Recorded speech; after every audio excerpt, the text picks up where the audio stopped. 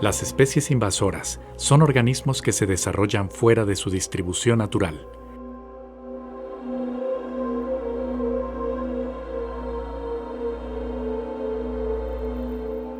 Estas pueden producir alteraciones en la riqueza y abundancia de las especies nativas.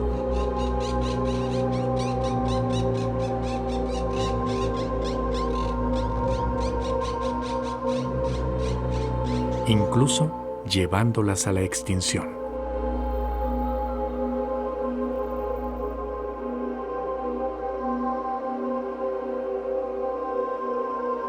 El estado de Morelos se encuentra seriamente afectado por ello. Su ubicación geográfica, geodiversidad, clima, tierra y agua son tan idóneos para la vida que casi cualquier especie introducida se adapta de inmediato, repercutiendo negativamente en la biodiversidad nativa.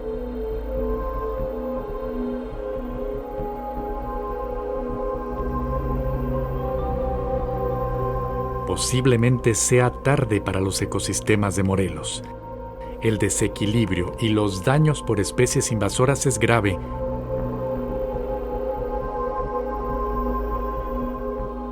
Y el futuro es incierto.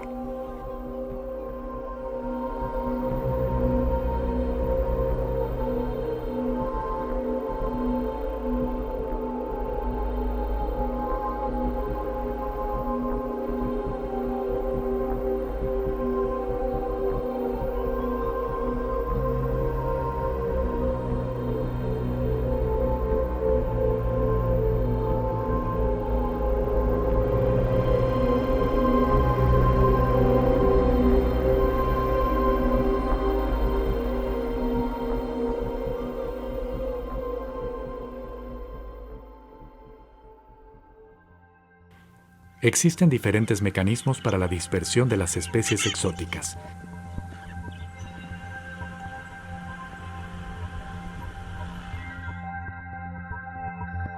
Entre los más comunes está la globalización con fines comerciales.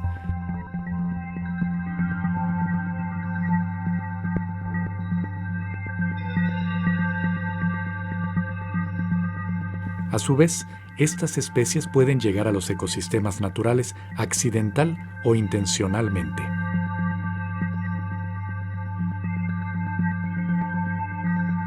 En consecuencia, una especie introducida es aquella transportada a una nueva ubicación por las actividades humanas. Una especie invasiva es aquella que, después de ser introducida, consigue establecerse y dispersarse en un nuevo hábitat, lo cual puede ser nocivo para el ecosistema y para las especies nativas.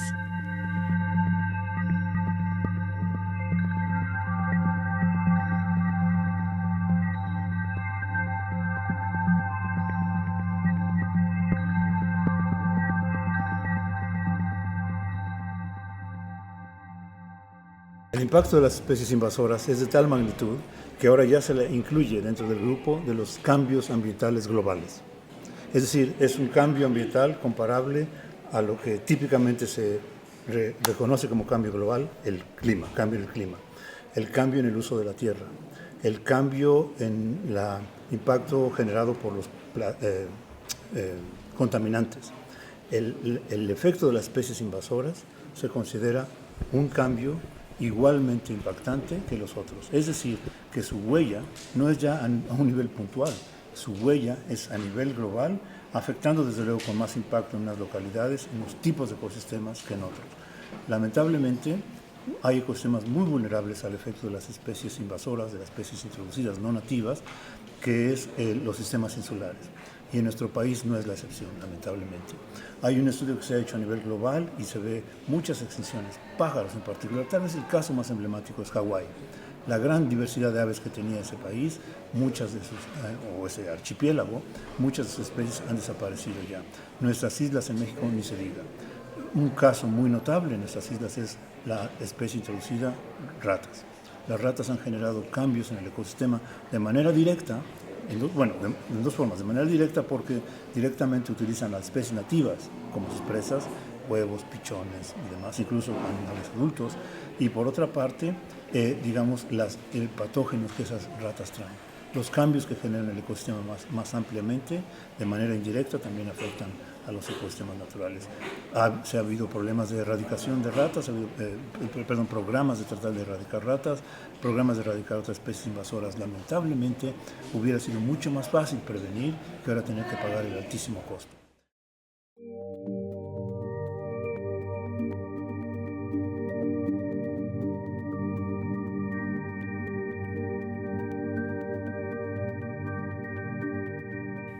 Hacia el norte del estado, en lugares como el Parque Nacional Lagunas de Zempoala, la supervivencia de las especies originarias está en riesgo.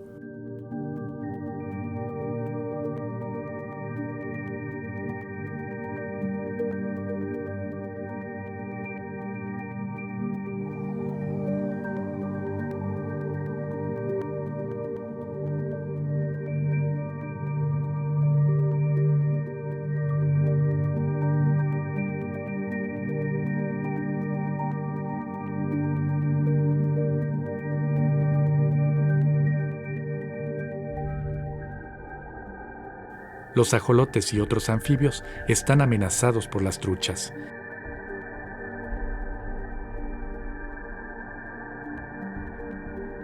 Peces muy voraces que fueron sembrados hace años para la pesca deportiva, desconociendo el daño que esta especie podía causar.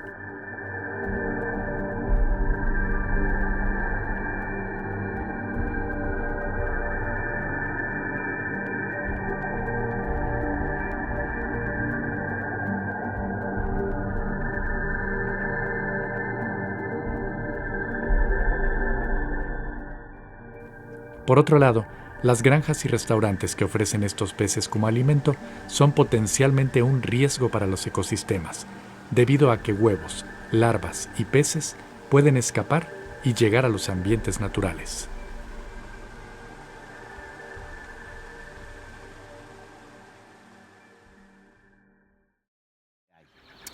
El estado de Morelos es un estado muy complicado por el hecho de que se cultivan peces de ornato y porque los peces de ornato son una industria de moda.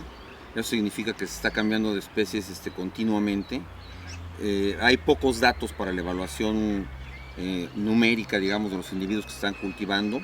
Lo que sí sabemos que hay muchos escapes, está documentado, y han venido cambiando las cifras. Entonces aproximadamente el estado de Morelos producía alrededor de 20 millones de individuos hace, no sé, unos 5 o 6 años, y ahorita fácilmente la producción no solamente se dobló, ahorita anda más o menos en el orden de 55 millones de individuos.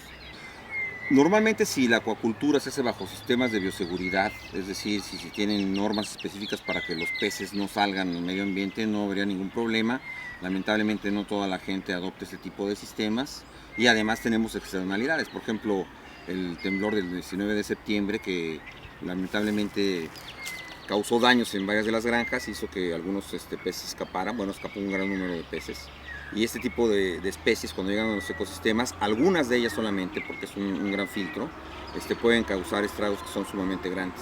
Entre los principales daños que pueden causar es justamente a la fauna nativa, que puede ir desde el desplazamiento, pero puede haber daños genéticos porque puede haber posibles hibridaciones, puede haber daños a la reproducción de las especies nativas igualmente. En otras noticias, el sismo de 7.1 grados que ocurrió el 19 de septiembre de 2017 ocasionó, además de severos daños a la infraestructura acuícola morelense, el escape al ambiente de cerca de 830,000 organismos de especies exóticas invasoras. La cifra fue reportada por el Comité Estatal de Sanidad Acuícola del Estado de Morelos, CESAEM, que durante la semana del 22 al 28 de septiembre de ese año realizó un análisis preliminar de los daños a la infraestructura. El personal del Comité Estatal registró durante su visita a las granjas un total de 239 estanques de concreto dañados, con la consecuente liberación de especies acuáticas invasoras, ornamentales y de consumo. Algunas de estas son peces cebra, tilapias, langostino, malayo, carpa dorada, guppies, así como otros pertenecientes al grupo conocido como cíclidos, considerados especies altamente invasoras. La propia Comisión Nacional de Acuacultura y Pesca, CONAPESCA, no recomienda su producción. Los escapes de especies exóticas al ambiente y su potencial establecimiento pueden llegar a ocasionar severos impactos, tanto a la vida silvestre como a las actividades humanas productivas relacionadas con el medio acuático. La Comisión Nacional para el Conocimiento y Uso de la Biodiversidad, CONABIO, pide a la ciudadanía reportar la presencia de estas especies en los diferentes cuerpos de agua, como ríos u otros sitios del estado de Morelos.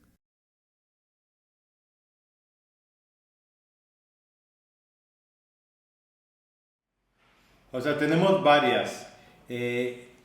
Curiosamente, a pesar que en el caso de los peces son muchas especies invasoras, ahorita tenemos registradas en Morelos 31 especies de peces. De esas 31, 20 son exóticas. Entonces tenemos especies, 10 de ellas que han sido introducidas para cuestiones de acuacultura ornamental, el guppy, el plati, tenemos los limpiavidrios, esos, ¿no? Tenemos varias especies de cíclidos que son bastante agresivos. Tenemos 7 especies que fueron introducidas para cuestiones de acuacultura extensiva, tilapias, truchas, carpas. Y tenemos 2 o 3 que fueron de manera accidental, ¿no? Veterana bimaculata, Pecilopsis gracilis y el cíclido tejano, que sí tengo que fueron. Entonces, es un número enorme. Pero curiosamente en los ecosistemas acuáticos las más especies invasoras, digamos, que han causado más problemas son las plantas.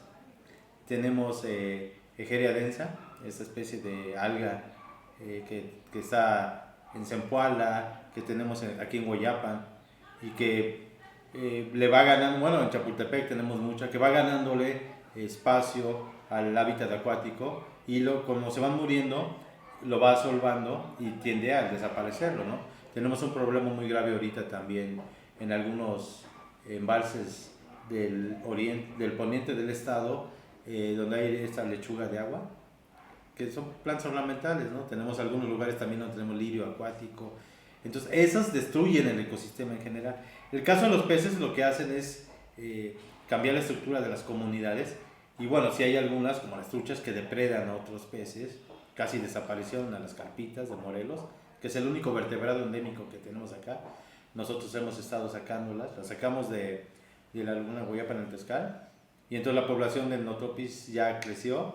En el caso de Chapultepec, metimos carpitas y sacamos a las truchas primero, metimos las carpitas y ahora ya tenemos miles de carpitas. Inclusive está creciendo la población del cangrejito barranqueño, ¿no? Porque cuando tú metes un depredador de estos, pues acaba con otras especies más pequeñas. Entonces, si bien en cuanto digamos la estructura de las comunidades ha sido muy afectada por especies de peces invasores, que quienes destruyen realmente los ecosistemas son las plantas invasoras, ¿no? Las malezas acuáticas, como se les dice. Todo el estado se encuentra habitado por especies exóticas. Cada vez es mayor el número de estas y, en consecuencia, es menor el número de las nativas.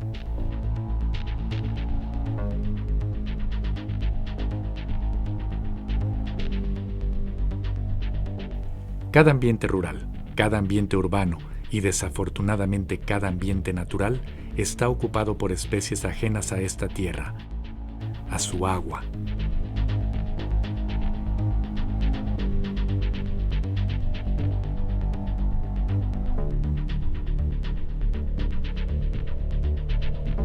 Hacia el sur, el río Amacuzac se encuentra completamente invadido por especies exóticas.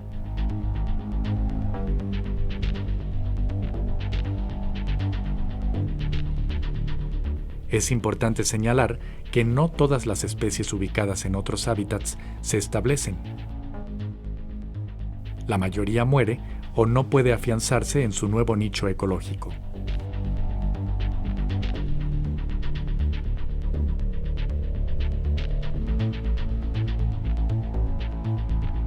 Por otro lado, las que sí lo logran son aquellas que podrían causar daños a estos ecosistemas, ya que, como portadoras de virus, bacterias o parásitos, podrían afectar a las especies nativas, incluso extinguiéndolas localmente.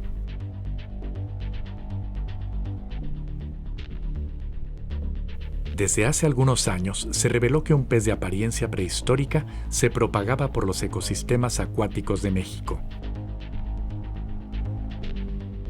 El pez diablo o limpiavidrios fue traído a nuestro país desde la cuenca del Amazonas en Sudamérica como un pez de ornato y que servía para limpiar los vidrios de las peceras. Después de un tiempo, fue liberado al medio ambiente, distribuyéndose y arraigándose fuerte y rápidamente.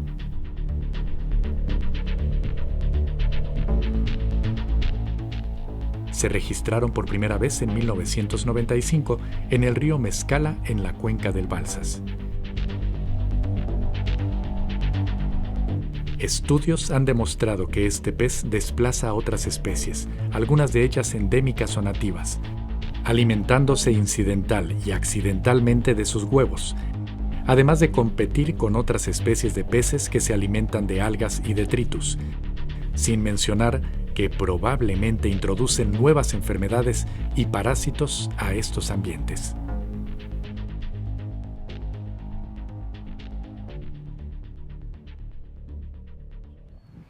Este es un pez llamado Plecostomos o limpiavidrios. Aquí normalmente a México lo trajeron para pecera.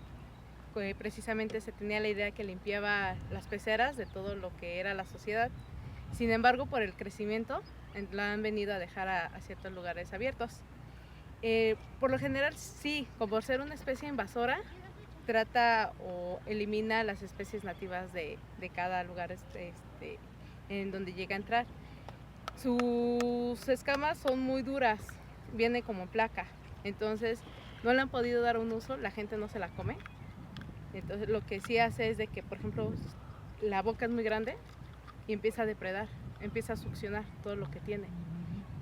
Yo lo he visto más en nocturno, que son de ámbitos nocturnos, en el día casi no lo he visto. Entonces sí he visto cómo las aletas se extienden por completo y al momento de succionar se lleva la mayor cantidad de peces. Cuando tú vas a los acuarios te los venden como una especie noble que no hace nada, pero sí, sí es demasiado depredación para algunas especies y más cuando son especies muy pequeñas, porque se las llegan a ingerir. No tiene medida de crecimiento. Han encontrado este tipo de especies hasta de 1,5 metros. Entonces, cuando tú los tienes en cautiverio, pues sí les hace fácil comprarlos de 10-15 centímetros y cuando se va extendiendo, que no les cabe en una pecera, por ejemplo, de 100 litros, pues llegan y se les hace fácil irlo a vertir en cualquier lugar, ríos, lagunas, estanques, para tenerlo según libre, porque por la mala conciencia que tienen.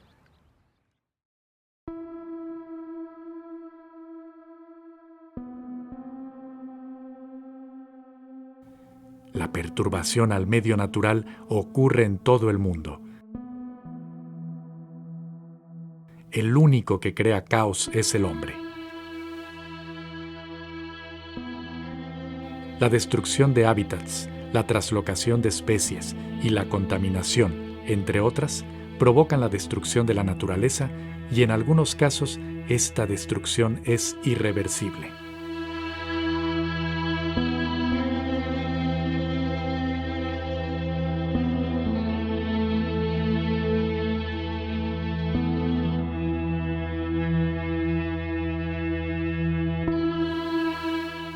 El efecto de un desequilibrio ecológico depende de la gravedad de las causas. Desertificación, deforestación, así como defaunación, son agentes de cambios globales. Debemos dar a la naturaleza un descanso, un respiro. De lo contrario será muy tarde y vendrán los efectos catastróficos.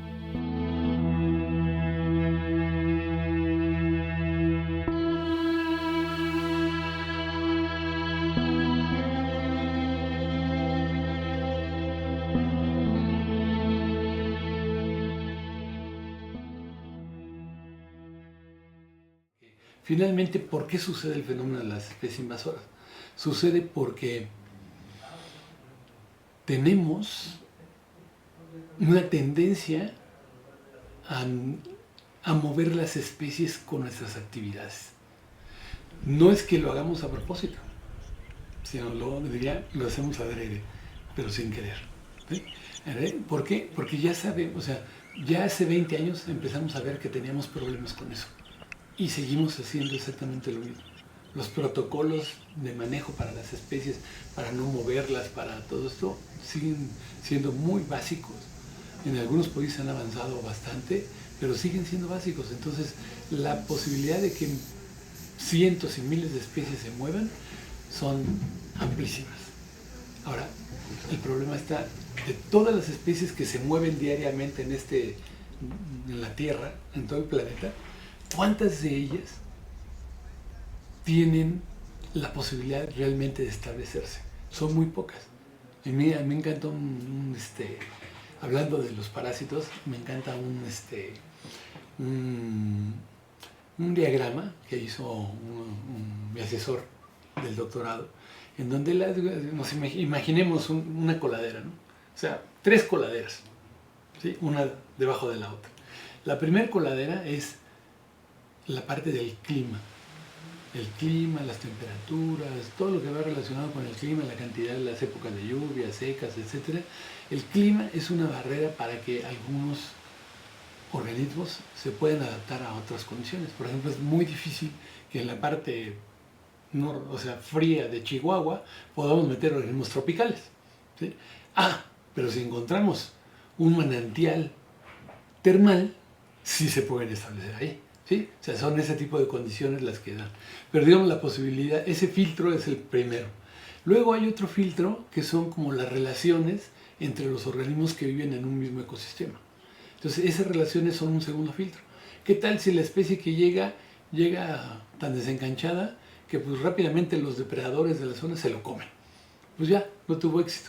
Pero ¿qué tal si la especie es bastante buena y no solamente se esconden los depredadores, sino a lo mejor hasta termina comiéndose los depredadores, porque a su vez es un depredador? O no los depreda, pero digamos establece unas relaciones de ubicación espacial, ¿no? O temporal que le permite sobrevivir. Entonces, eso es una segunda coladera. Y luego la tercera coladera es, digamos, el tú a tú.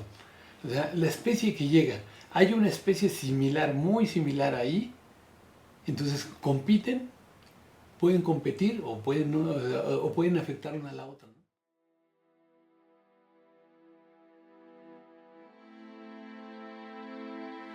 Por otro lado, tenemos que mencionar que no solo los ambientes acuáticos sufren la presión de estas especies exóticas.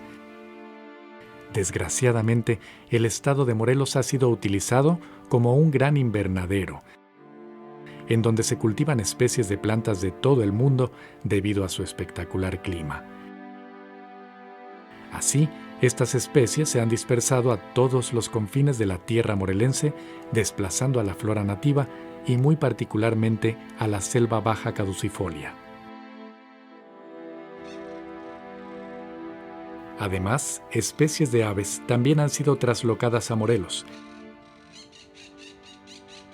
teniendo varias especies que podrían estar compitiendo por alimento y hábitat con las nativas, pudiendo mencionar a 2 especies exóticas en particular: el perico argentino o cotorra monje, que se distribuye de forma natural en Sudamérica,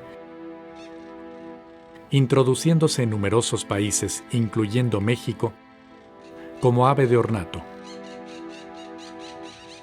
la cual ya ocupa gran parte del territorio morelense.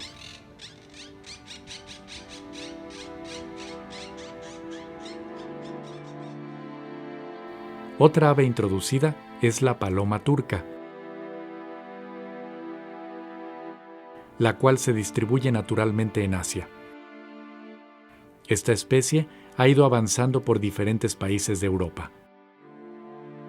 En América ya se distribuye en varias naciones, así como en México y, por supuesto, en Morelos.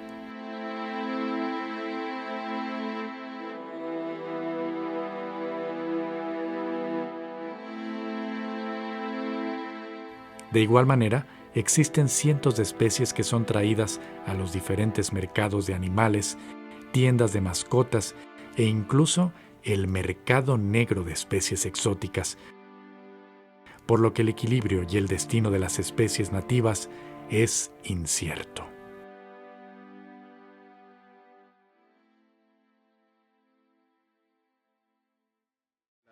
Somos el estado más importante en la República en cuanto a granjas de ornato.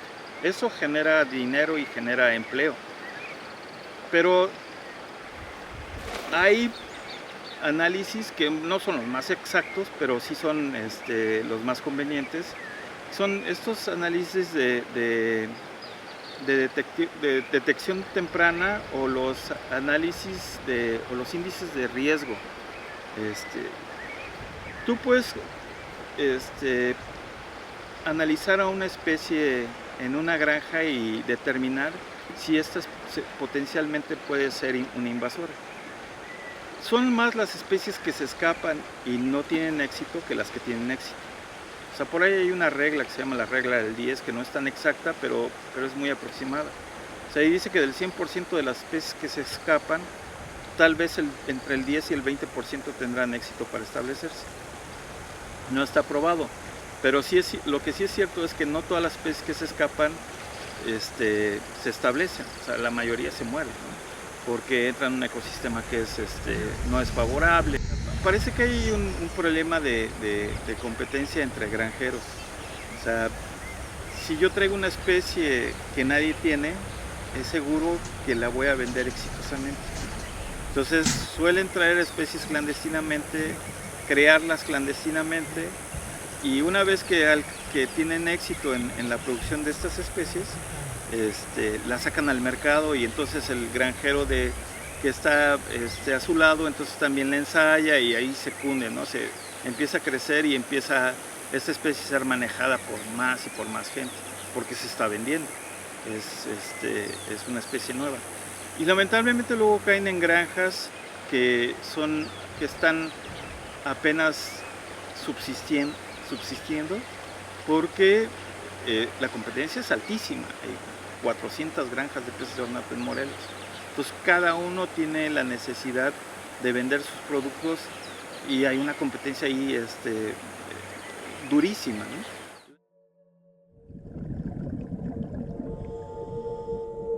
El impacto ecológico que una especie invasora puede tener es la disminución de la biodiversidad nativa. Incluso puede extinguirla. Y si a esto le sumamos ecosistemas alterados por el hombre, el problema se potencializa.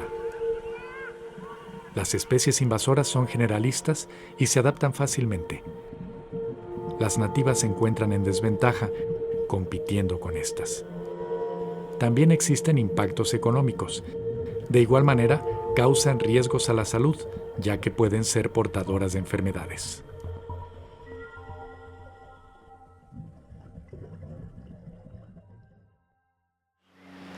Bueno, es que es complicado porque hay especies que ya están arraigadas o establecidas en el ecosistema, y pensar en que va a ser una campaña de erradicación sería lo más conveniente, pero es muy complicado.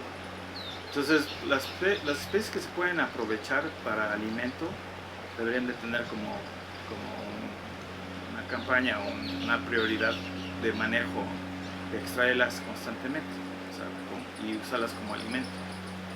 Vaya a hacer un programa de divulgación para que esas especies se puedan comer, porque hay muchos mitos, ¿no? O sea, los plecos no se los comen porque piensan o teóricamente decían que tenían metales pesados. No está probado nada de eso. Bueno, las mojarras son bien aceptadas y constantemente las están extrayendo, por eso no hay digamos, las mojarras no son una plaga, las cíclidos africanos. Los que son complicados son los otros peces que se insertan producto del comercio de las granjas de acuario, ¿no? O sea, hace 20 años se escapó aproximadamente el Cyclasoma nigrofasciata, o el Amatigliane nigrofasciata, perdón, y se convirtió en una plaga. O sea, y el el pez, aunque tenía en ese momento una aceptación como un pez de acuario que tenía un costo por pieza, pues se depreció porque podías ir al río y sacar los que quisieras. Y eso está pasando con otras especies de cíclidos, ¿no? Conocido como boca de fuego, el terror verde, los colas de espada, entre otros, ¿no? Que pues están ya dentro del ecosistema, pero no son de... Bueno,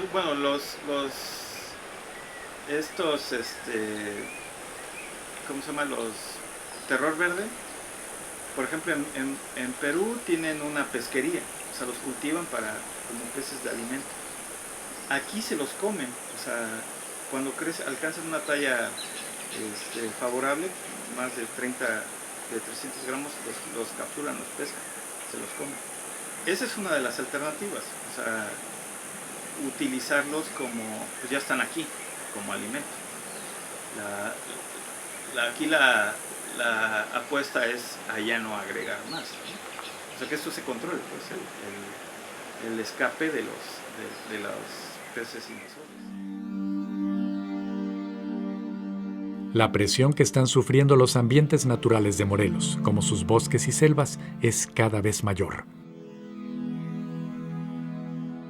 La pérdida del hábitat por cambio de uso de suelo está acabando con la flora originaria, pero sobre todo está liquidando a la fauna nativa.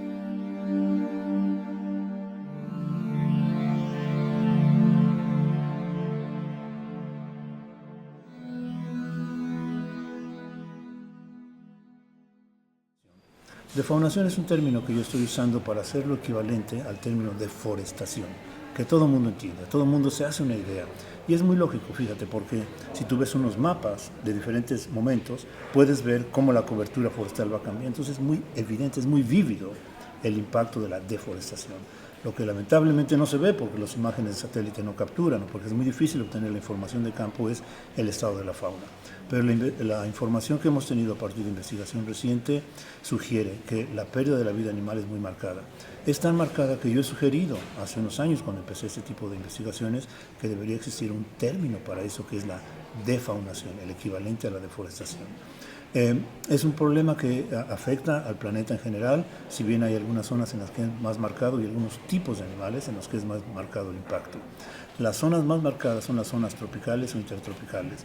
Lamentablemente nuestro país cae en eso y nuestro estado también cae en eso. La defaunación no es homogénea, no es pareja para todos los tipos de animales, es muy selectiva, es muy, digamos, direccionada.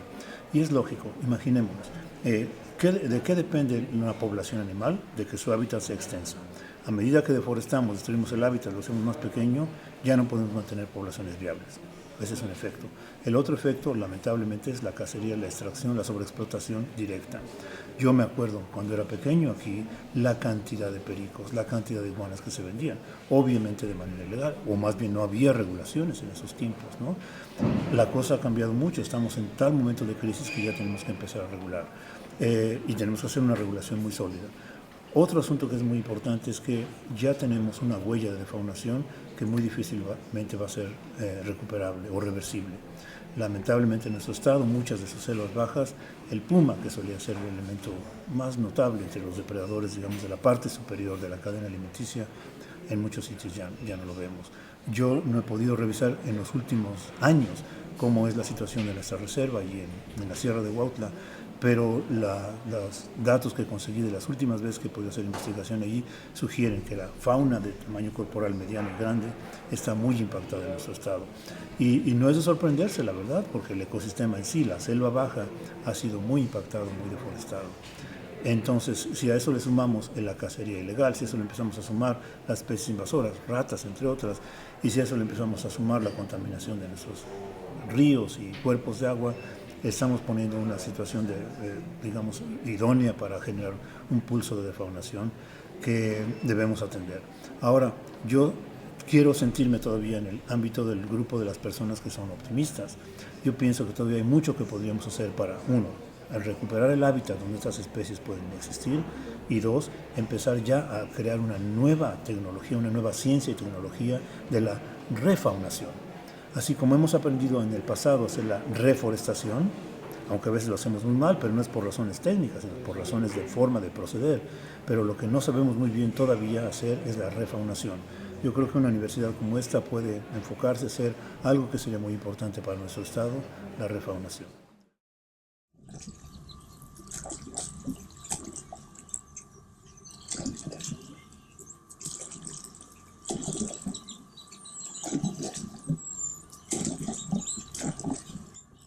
¿Qué papel juegan las especies exóticas para la economía y supervivencia de la gente de Morelos?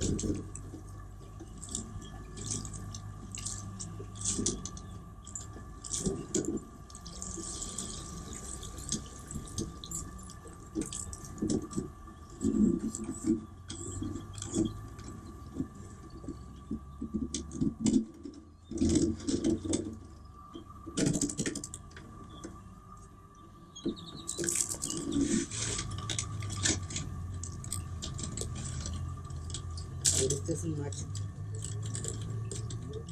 Así grandes, nomás pesan 4 medio kilos.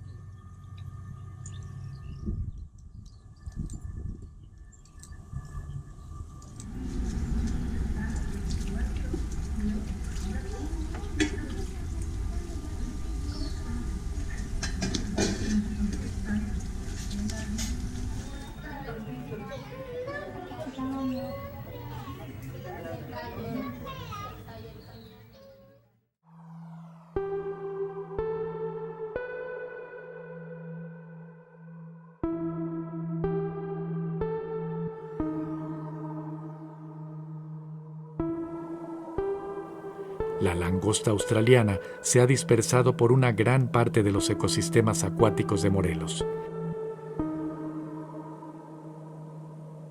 Esta especie consume toda materia orgánica viva o muerta que tenga a su disposición.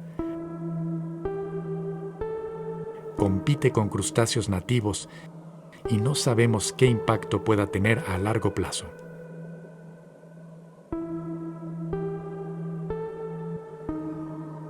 Para algunos es muy importante, para otros es una plaga.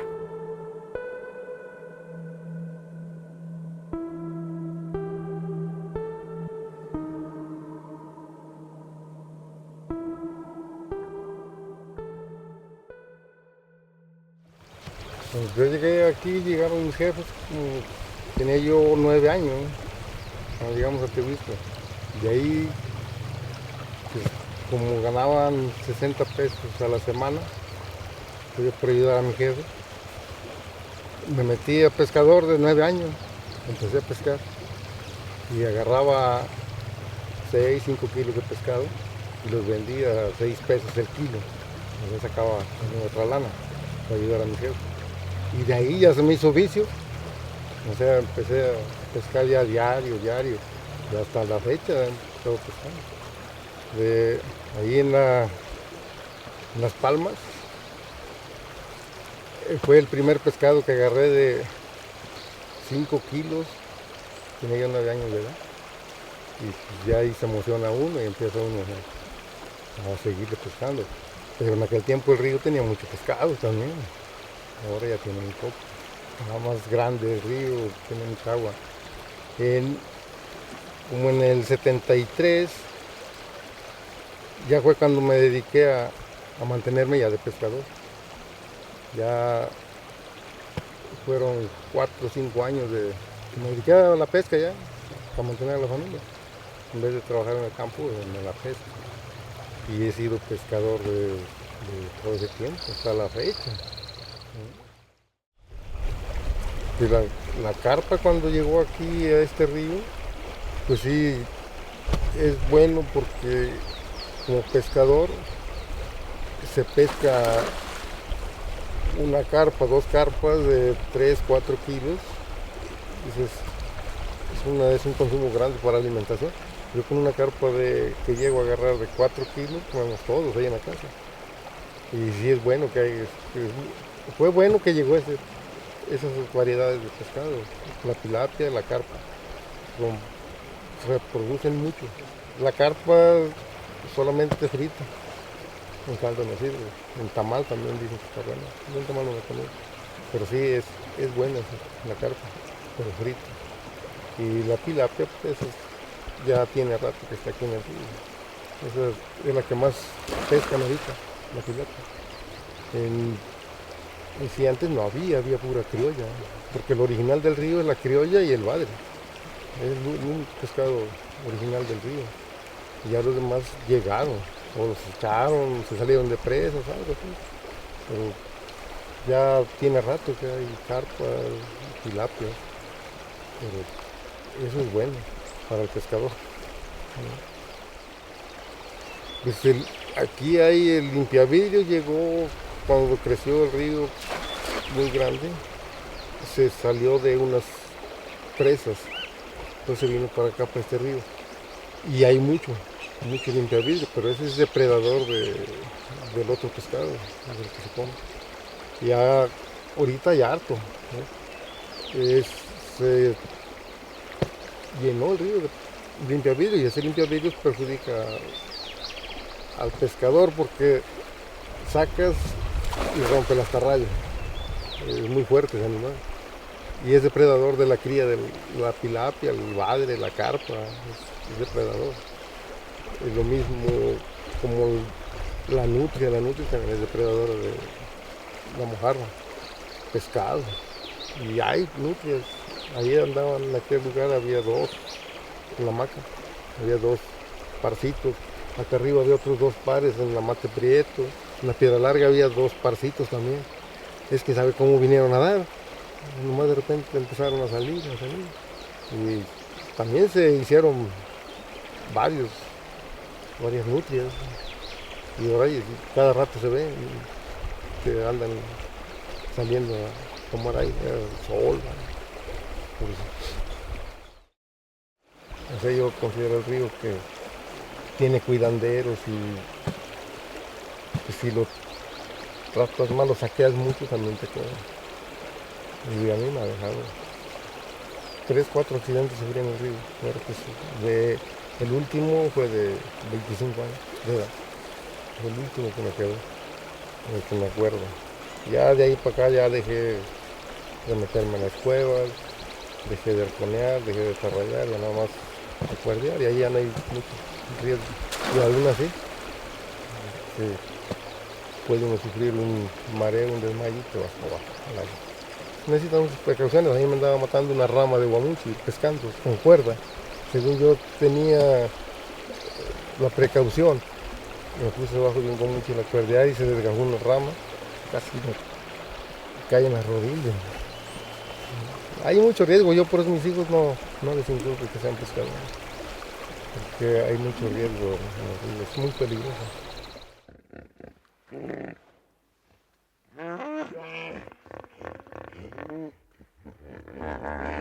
Sin duda, un ejemplo infame de traslocación de una especie exótica es el de los hipopótamos de Escobar. En los años 80, cuando el famoso narcotraficante gozaba de todo su poder, construyó un zoológico en la Hacienda Nápoles, su hogar. Algunos años después de su caída, los animales del zoológico escaparon, incluyendo los hipopótamos, los cuales se distribuyeron en los ríos de Colombia, reproduciéndose y expandiéndose hasta ser el día de hoy una especie totalmente arraigada en aquel país, causando incidentes trágicos con las personas y modificando el hábitat.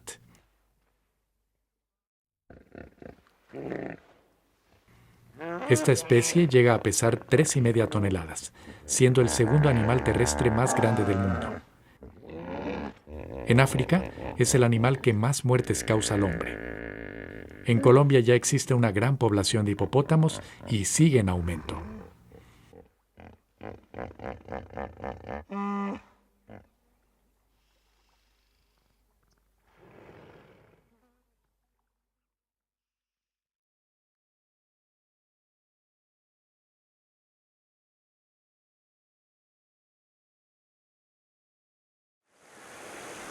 lo que se está haciendo junto con la Conavio es hacer estos índices de invasión o de invasibilidad. O sea, tú analizas una especie y determinas si esta tiene el potencial de ser una invasora. Se está haciendo, pero lamentablemente las especies que se han analizado no son todas las que están en las granjas. Hay especies que se traen clandestinamente a las granjas y se crían y no las detectamos. Sobre todo los cíclidos. No los detectamos y cuando nos damos cuenta pues ya están en el ecosistema. Sacar una especie del ecosistema es muy difícil solamente, salvo que la encuentres 1 o 2 días o una semana posterior al escape, que puedas erradicarla, que puedas hacer una campaña de sacarla inmediatamente. Ya después es muy difícil, pues empiezan a dispersar y ya no la detectas. Entonces aquí la apuesta es a vigilar más. Digo, hay un órgano que se llama CESAEM, que ellos son los que realmente están al día en cuanto a la producción en las granjas, y que se tenga más atención a estas especies que se están trayendo, sobre todo los cíclidos mexicanos y centroamericanos, que esos, al parecer, por todo lo que tenemos hasta ahorita, son los que tienen más potencial de invadir. Están trayendo muchos cíclidos africanos y nosotros los hemos detectado en el río, pero no prosperan porque regularmente son aquellos que traen del lago Malawi o del Tangañika, que viven en ambientes más someros, sin corriente, tienen otro tipo de desarrollo en el ecosistema. Sin embargo, los centroamericanos y los mexicanos viven en ambientes similares y son los que probablemente se inserten o se puedan insertar. A esos hay que vigilarlos bien y hay que hacer análisis de riesgo muchísimo más puntuales, porque esos son los que probablemente se establezcan. Bueno, nosotros tenemos 30 años monitoreando el ecosistema, y tratamos de hacer un análisis o un monitoreo cada año, idealmente. A través de estos monitoreos nos percatamos si hay una especie nueva que esté ingresando, o se esté estableciendo, o de las que ya están establecidas, si las especies se están expandiendo.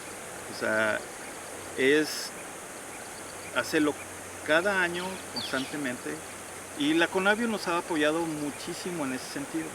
O sea, nos apoyó un proyecto para trabajar estas especies para monitorear los ecosistemas durante todo un periodo, y nos dimos cuenta perfectamente cuáles son las especies ahorita que tienen la densidad poblacional aproximada, la expansión que tienen sobre todo en el Amacuzac. La universidad ahorita cuenta con una colección completísima de todas estas especies. Entonces lo que estamos haciendo ahorita es analizar datos biológicos y junto con los datos ambientales para determinar cuál es la susceptibilidad que tiene el ecosistema y que pudiera en dado momento recibir a otra especie riesgosas de las que están en las granjas. O sea, determinamos, valores ambientales que puedan ser favorables para algunas especies que están en las granjas. Y entonces hacer como una alerta. Es decir, bueno, de las especies que están en las granjas habría que vigilar muy de cerca a algún cíclido centroamericano, mexicano, poner más restricciones sobre su uso dentro de las granjas y así evitar que llegara al ecosistema. Esa es como una de las principales acciones. La alternativa es seguir trabajando con los productores de peces de ornato. O sea, ellos tienen la última palabra. O sea, si ellos aceptan o están de acuerdo en entrar a un programa de cuidado o de vigilar aquellas especies que potencialmente sean invasoras a través de ese índice que no es tan exacto, pero es lo que hay, ¿no? Hay otros índices que se están desarrollando que parece ser son más precisos, habría que trabajar sobre ellos, pero mientras con las herramientas que tenemos metodológicas se puede hacer una primera recomendación. O sea que, si bien el panorama es muy desalentador, yo estoy muy alentado con ver las generaciones de estudiantes, de gente joven que tiene mucho interés. Y la otra cosa que es muy importante, y eso tiene que ver directamente con esta conversación, es que yo lo tengo súper claro que los científicos solos no vamos a poder resolver esta problemática. Necesitamos de actores de otros muchos ámbitos, incluyendo, por eso decía que eso es muy importante, el de la comunicación. La comunicación es verdaderamente crucial. Mientras el público amplio no esté cercano en la comprensión y valoración de esos temas, va a ser muy difícil. Ese es un problema nacional, global, que debemos tomar entre todos. Y creo que la comunicación juega un papel muy importante en ese sentido. Este es el catálogo de especies de peces y sus variedades producidas en Morelos, con capacidad de ser especies exóticas invasoras.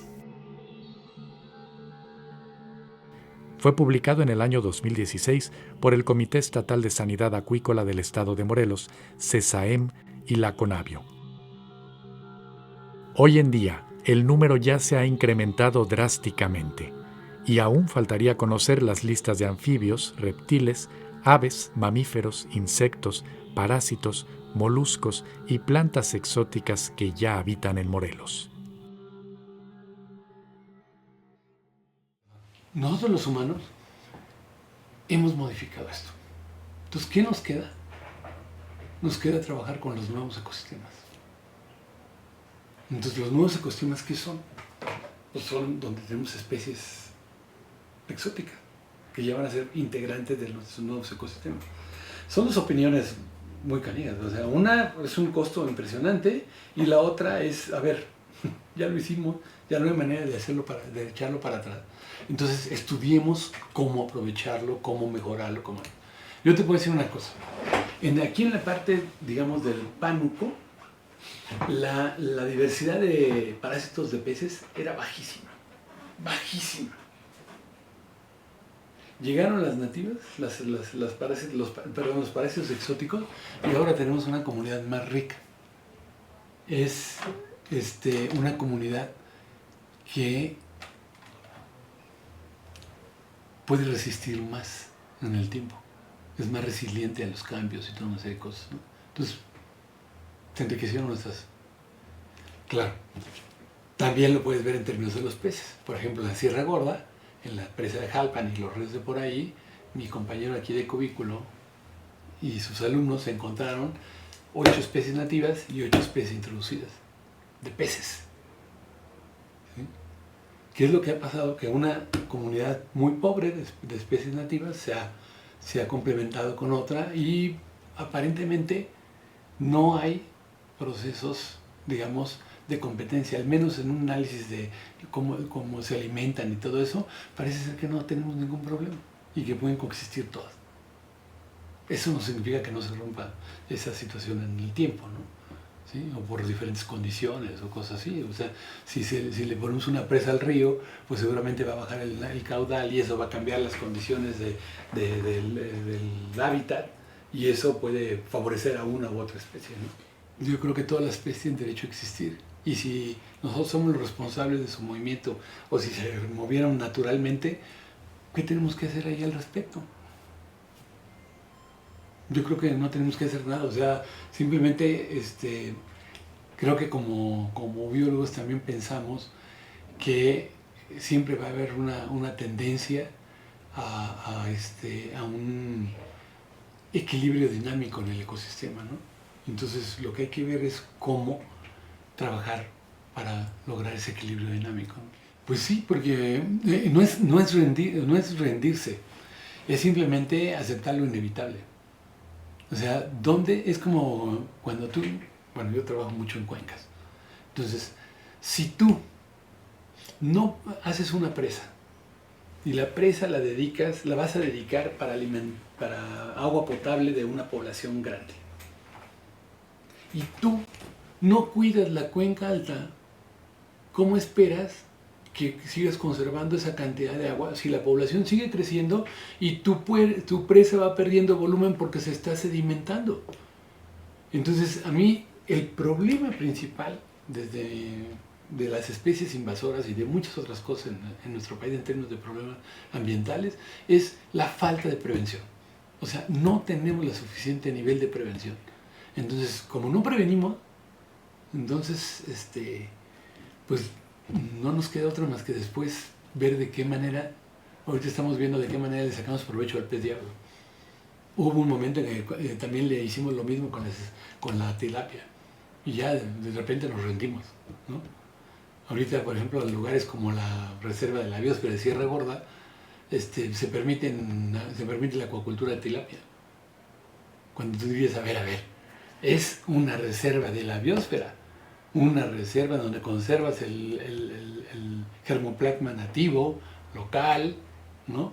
Entonces, ¿por qué permites que haya acuacultura de especies exóticas? Pues porque ya está en todos lados.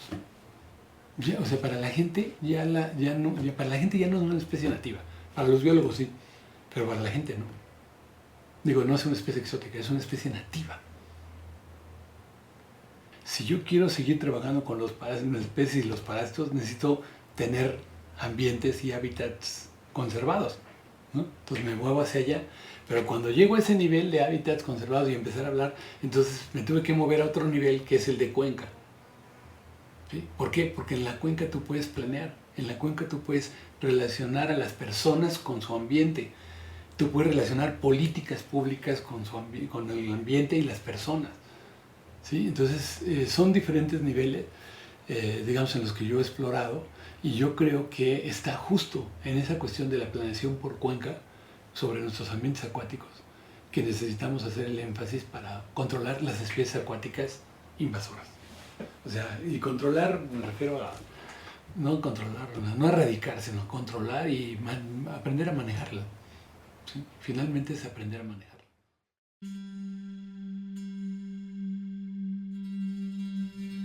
El problema es complejo. La velocidad con que dispersamos a las especies exóticas es irracional. Movemos a los organismos por el planeta a un ritmo extremadamente acelerado. Y esto ha sido por años. ¿Cuánto tiempo más aguantarán los ecosistemas y sus individuos nativos?